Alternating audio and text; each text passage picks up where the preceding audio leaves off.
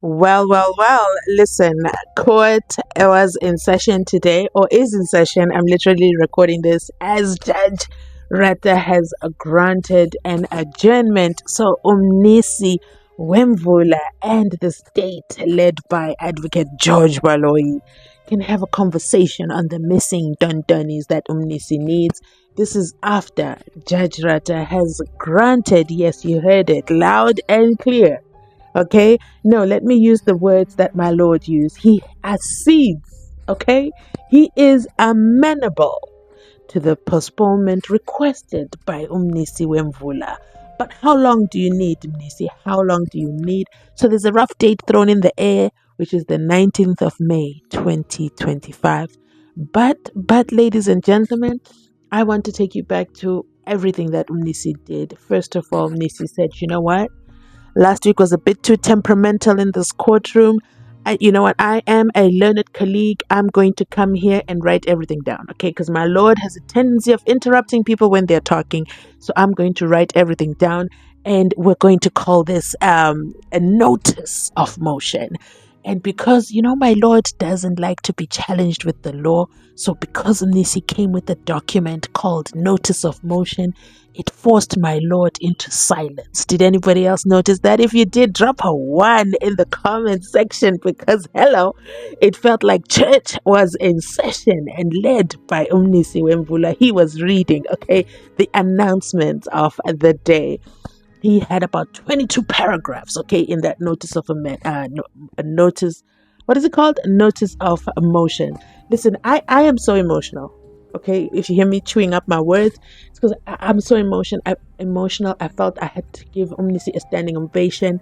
I'm so proud of him. I'm so proud of him because if you notice, I didn't do a video this morning like I normally do because I just didn't have anything to say. I said, you know what, I'm just going to wait. I don't want to speak anything into existence. I truly thought he was just going to walk away. Okay, I thought he was walking away from the job. Not my Lord asking Moses Sevilla if he still wants Mnisi as his legal representative. You know what? Judge has an intimidating personality. What was that all about? In any of the 20 paragraphs that Mnisi read, is there an indication that Nissi was walking away from the job at hand? This is what Nissi did in case you missed it, okay? But I'm going to clip everything at the end of this commentary. But what I want you to know is Nissi said, you know what? It is the 17th day of April 2025. I'm going to write everything down. And then tomorrow we're going to start our Easter celebration. And then immediately after Easter ends, okay? Unfortunately, the Pope has passed away. But you know what? As soon as Easter ends, the very next day, inside Pagati within the courtroom of Judge Rata, and it better not be a tavern because I'm going to read my motion, okay? But the day before that, Mnisi is a great chess player. That was a great move. He went where it matters, okay? He went to the money, okay? He went to the purse strings and said, hello, legal aid. This was on Wednesday last week. Remember, they were in court on Tuesday. That's when my Lord just, kind of went haywire on us. My Lord just kind of threw his fingers all over the place. Very, very upset, my Lord, and put in an order that we're continuing next week, come rain, come snow. Wednesday, Mnisi had the audience of legal aid, who technically are his boss, because technically they're the ones paying him on behalf of Moses Sevilla. So therefore, it's legal aid's decision because, hello, they're the ones paying. So shout out to all the people in the comment section who were saying Nissi is giving up because it's not being paid. It's a tactic, done. Where you at now? Where you at now? Legal aid is paying, okay? It's 40,000 pages, 60,000 pages, and done. Legal aid is fully aware. And you know what? Legal aid is not run by administrators. No, it's run by administrators who are fully aware what it's like to read 40,000 pages. And they did not pull away from the project. They are still on board, and they signed the motion of the notice of motion. So you know what? Let's drop a 2. Shout out to legal aid. Let's give them their flowers for, paying the bill. Okay? Although you're still owing Advocate Gomez Zulu, okay? Post-mortem. We'll address that, okay? We'll address that in a separate video. You know what? We the people want Advocate Ngomezulu paid, okay, in postmortem. But I digress. So he went to the legal aid. He told them the reasons why he's not done and why it is important for him to, represent his client respectfully. Okay, because I'm not just an attorney. I'm not just an advocate. I have multiple years of experience and I know what I'm doing. There is no way I will rush represent my client. It is against his constitutional right. And I resent any insinuation that I'm just out here doing delays for the fun of it. Shout out to Mnisi Unfiltered, okay? And you know what? Mnisi Unfiltered also recognized us members of the public. Did you guys pick that up? Did you pick that up? Drop a 3 in the comment section if you heard him. He literally said, I am perfectly aware that the accused, okay, have this sword hanging over their heads where they have this case. I'm perfectly aware of the public interest. Shout out! Yes, Mnisi. And I'm perfectly aware of the family of the deceased. There we go. That's the Mnisi Unfiltered. That's the Mnisi Unfiltered we know, okay? And then he says, there is no malice on my part by requesting this adjournment. Come on now, Mnisi, preach. And, the accused are entitled to a fair trial, legal representation, and proper preparation. Oh, come on now. This is why he put it down on paper, making it difficult for my lord to intercede, okay? Or interrupt or interject. One of those inters, okay? I'm just flowing with the word right now. But you pick up what I'm putting down. My lord had a difficult time. And because, I don't want to speak too loosely, but because he made a fool of himself. My lord. Excuse me for the language, for the strong language. But because my lord made a fool of himself, now for him to come down to Mnisi's level, it's very hard for him. It's very hard for my lord to humble himself. We'll talk about what he did when he found out Shololo is not in court because she's not well. We'll talk about that in a separate video, but in this video, I want to focus on Mnisi, the man of the hour, okay? And then, my lord then said, you know what? Then he goes on, okay? He goes on to talk about the other case. He talks about the minor.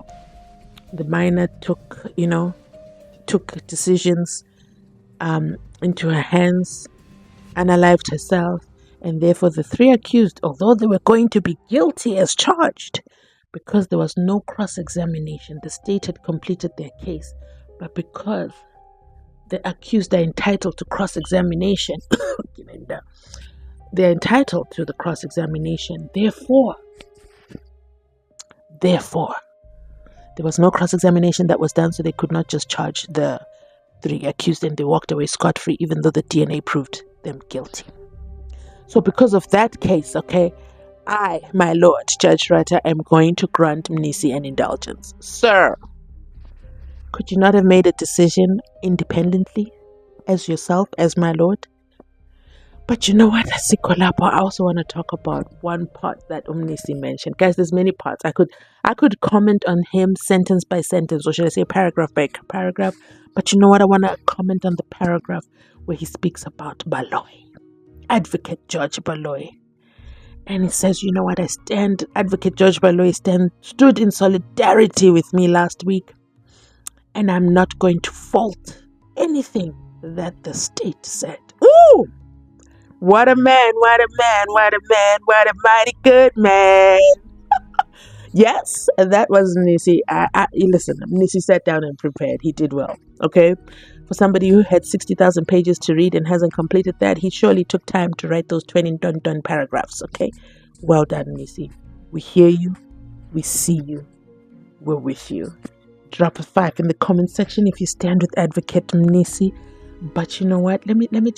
I'm going to clip it right here for the record, okay? For the record right here on Mzansi Unfiltered, we've got to listen to Mnisi's speech again. It's giving Martin Luther King. It's giving A Long Walk to Freedom. It's giving Judge Rata, please pay attention and listen in court. Wow. What a man. Well said, well written, well read. Love this. I love how he did it. I love that he took out emotion and he remained factual. And you know what? Congratulations to you, Moses Sivia. You still have legal representation. Woo! Woo! It was touch and go. It was touch and go. But I'm so excited. I'm so excited at where we're at. Thank you, my Lord, for granting and coming back to your senses and granting that adjournment. But yeah, so let me go ahead and end this here. They're still on break. Oh, I managed to record completely without my Lord coming back because this is not Judge Nathan's court where everything is 15 minutes is 15 minutes. If you know, you know. Okay, let me link it here. I want to hear your thoughts in the comment section down below. You already know the house rules over here. Okay, done, I'm not going to do a closing. Let's watch this together. And yeah, I'll catch you on my next upload. Bye. I'm well aware of the position and the stance that the court took last week on Monday, where the court indicated that that should have been the last postponement that the court is granting. Yeah. And by hook or crook, today the matter must be proceeded with. In instances where in circumstances where I am still not yet ready to proceed, then accused number one will have to intercede. In other ways, Yeah, quite. he'll have to stand up, raise his hand and say, I'm ready to proceed. The reason why I actually filed that notice of motion was simply to indicate that I am still not yet ready to proceed. As I'm standing now, I am still not yet ready to proceed. Oh. I've tabled all the factors which are inhibiting my readiness to proceed in that notice of motion. I think they are there in my notice of Yeah, motion. to be fair to everybody, just read this notice of motion, and it will be interpreted to the gentleman at the bench Is there. it in the court?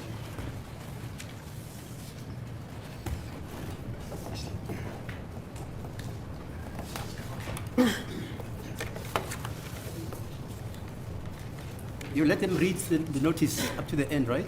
Have a copy, And thereafter you will interpret. Thank you.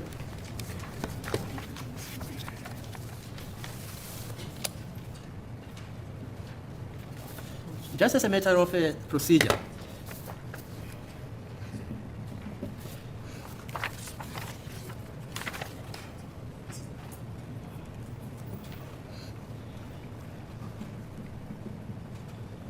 okay, fine. So the legal aid board signed, in essence, on behalf of your client.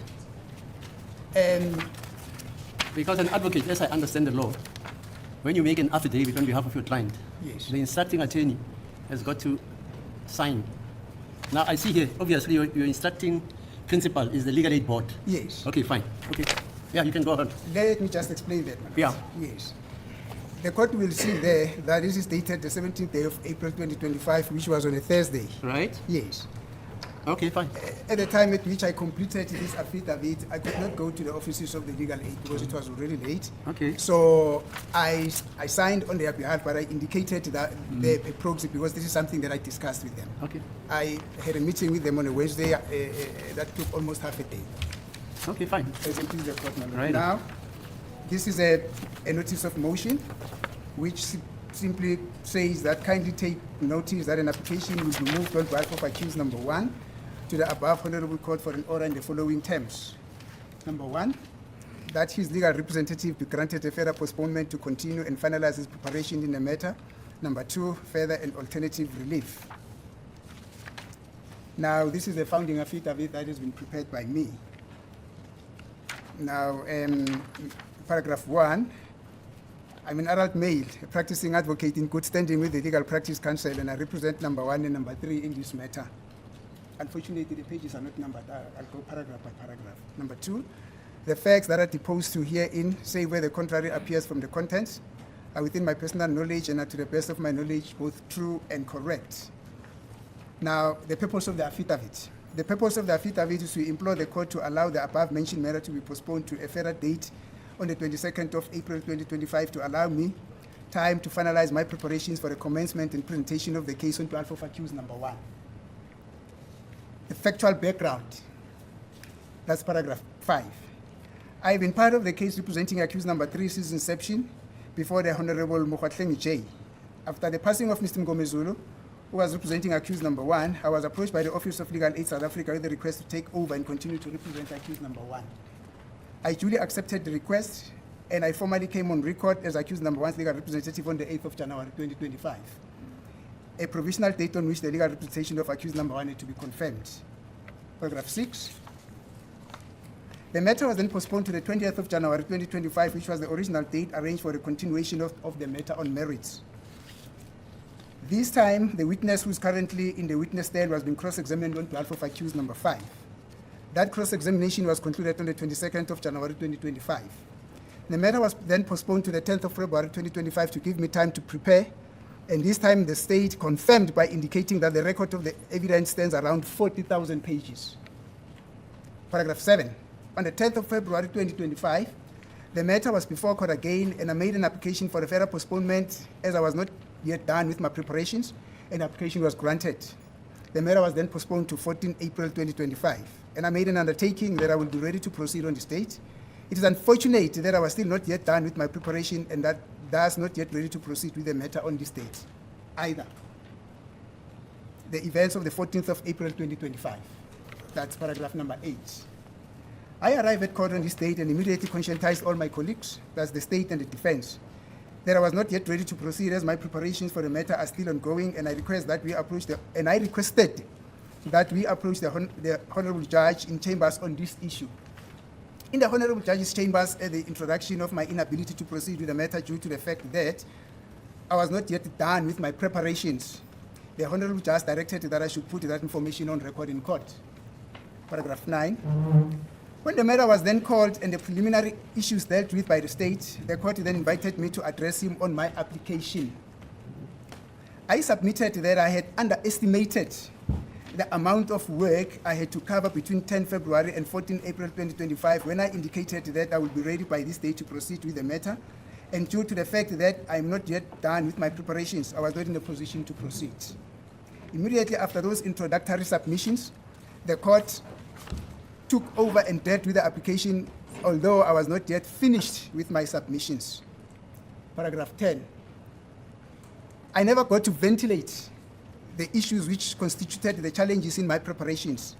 Neither did I got to indicate how much field did I already cover and how much is still left. I also could not indicate how much time were I requesting to finalize my outstanding preparations. When the court, after having heard submissions from the state and remarked that I was abusing the process or system, and that I never came across an experienced advocate as myself who was unable to read and complete 40,000 pages in 2 months, he went on to suggest the date of the 22nd of April 2025. It was at this point that I stood up and requested indulgence and told the court that I would still not yet be ready by this date, and if the court were to insist that a matter should be proceeded with, despite the fact that I would not have completed my preparations, I'm going to request to be excused from representing accused number 1. Paragraph 11. The final decision was that the matter will have to be proceeded with on the 22nd of April 2025, and that accused number 1 will have to intercede in the circumstances if I would still not be prepared. Paragraph number 12. The cause of my preparation of the matter does not only involve reading, it also involves analysis, constructing and comparing, formulation of issues and arguments, research of applicable and relevant authorities from the legal literature. The list is exhaustive. Paragraph 13. Furthermore, the cause of my preparation in reading the record is also characterized by the fact that the record itself keeps on referring to other parts of the records which would have been previously dealt with. And to refresh my memory and to confirm those parts of the evidence being referred to, I am compelled to go back to those parts of the evidence on record being referred to. Paragraph 14. Similarly, the record will refer to some exhibits which would have been dealt with in other parts of the record, and again to confirm and to refresh my memory on those aspects being referred to, I am compelled to have regard and revisit those exhibits being referred to. For instance, I'm reading the proceedings of the 24th of October 2024, and the evidence referred to as an exhibit on the proceedings of the 23rd of January 2024. I would have to go and revisit that aspect of the evidence. These are some of the aspects which make my preparations tedious. Paragraph number 15.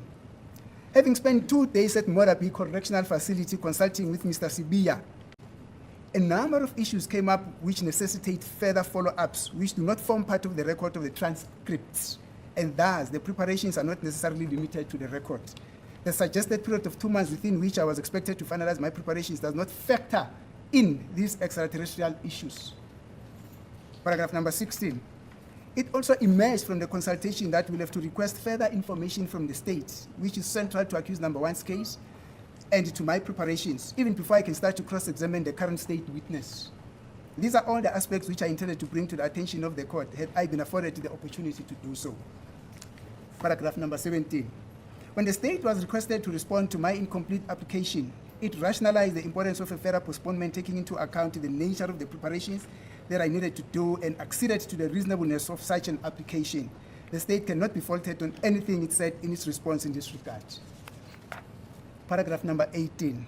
It also emerged during my preparations that I was not in possession of all the transcript of all the proceedings in the matter. I requested on an occasion or two assistances from the former court's registrar for assistance with those transcripts. I managed to get some and some not yet. As I'm preparing this application, I still do not have the records of the proceedings for the year 2025, without which my preparations would still not have been complete. The last communication that I received from the current registrar in respect of the records of the transcript was on the 21st of January 2025, and these were the transcripts up and until the last term of 2024. Paragraph number 19. I am very mindful of the fact that justice delayed is justice denied, and this applies mutatis mutandis. I would therefore not have embarked on a scheme to willfully delay the proceedings or hold them at ransom.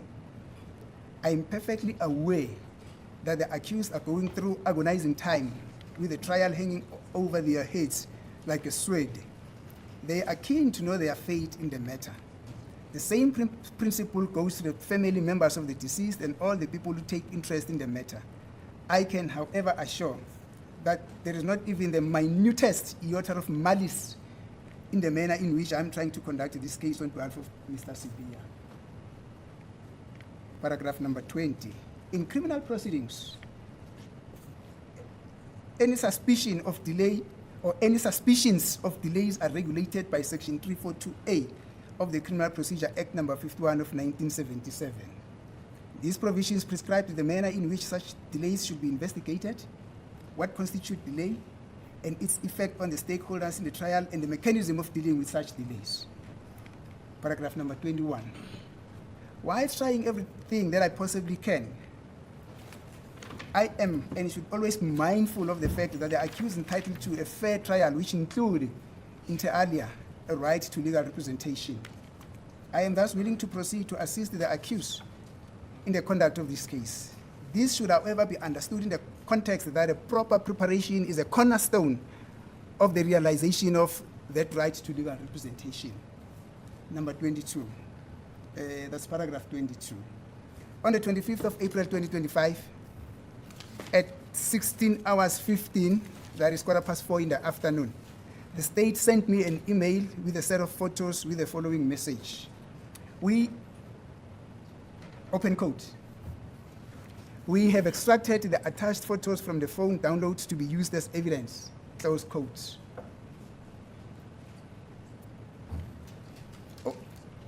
Above the preparations that are already ongoing, although not yet finalized, this aspect of the new evidence should also be factored in the preparations and be considered in the totality of the whole body of evidence led thus far to formulate a challenge to it, if there is any.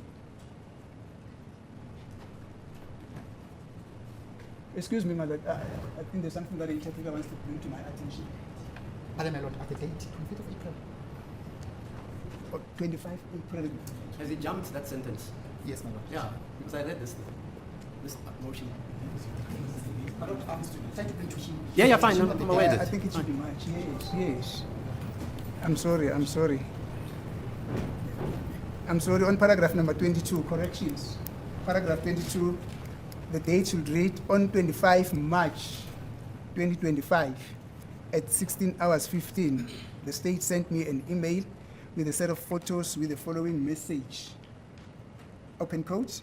We have extracted the attached photos from the phone downloads to be used as evidence, close quotes. Over and above the preparations that are already ongoing, although not yet finalized, this aspect of the new evidence should also be factored in the preparations and be considered in the totality of the body of evidence led thus far to formulate a challenge to it. these new developments further compound and consternate the preparations in the matter. Paragraph 23. Although I have been part of the matter since its inception and has been following the trajectory of the evidence, that does not translate to the fact that I know each and every little aspect of the case and the evidence which has been led thus far against accused number one. I have never consulted with him before. I've never received any instructions from him before, and never have I given him any legal advice before. In fact, I started to realize that there's so much that I did not follow in his case, not this, but in his case, when I am preparing this matter as his new legal representative. Paragraph number 24. It is very difficult as a legal practitioner to represent an accused who's facing a potential life imprisonment on the basis of the charge or the charges that he is facing, to prepare the defense of his case with the feeling that a gun is being held over your head and are expected to do things out of the ordinary. This takes away the creativity, spontaneity, and the art of independent thinking in the conduct of his case, and this does not resonate with the right to a fair trial. Paragraph number 25. In the circumstances, I respectfully submit that any form of pressure exerted on me to be prepared to proceed with the matter on the 22nd of April 2025 will not yield the desired results of affording the accused a fair and dignified trial as required by the Constitution of the land. As I indicated before, I could have underestimated the amount of work that I had to go through in the preparation of accused number one's case. I respectfully submit that if this is to be held against me, it was inadvertent and without any malicious intent. Wherefore, I humbly pray that my request for extension of the time for the preparation of the matter on behalf of Mr. Sibia be granted as per the notice of motion, dated the 17th of March, 17th day of April 2025. It was signed by me. Thank you. Monica.